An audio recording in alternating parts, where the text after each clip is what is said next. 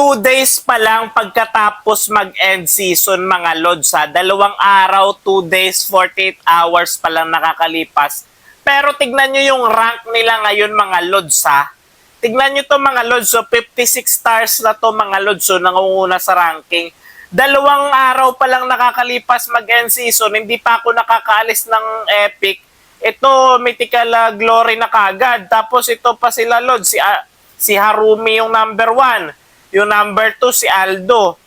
55 stars mythical glory na kagad lods, no?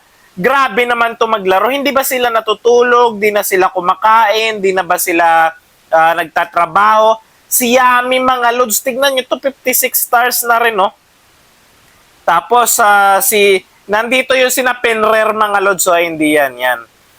Nandito sina lods, so sina Caro yung mga nangunguna nung nakaraan. 54 stars na siya ngayon lods.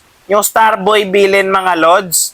Ayan, 54 stars na. Tapos ito si Penrer, 59 stars. Hindi siguro updated to, no, yung leaderboard. Kaya kahit 59 na siya, nandito pa rin siya sa malayo, hindi pa updated. Pero 59 stars na si Penrer mga lods. Tapos ito si Gold Lane Viral. 53 stars. Hindi ba sila natutulog? Di ba sila nagpapahinga? Di ba sila kumakain? Di ba sila nagtatrabaho? Bakit ang bilis sila magparangk mo tapos ikaw di ka makaalis sa Epic, di ba?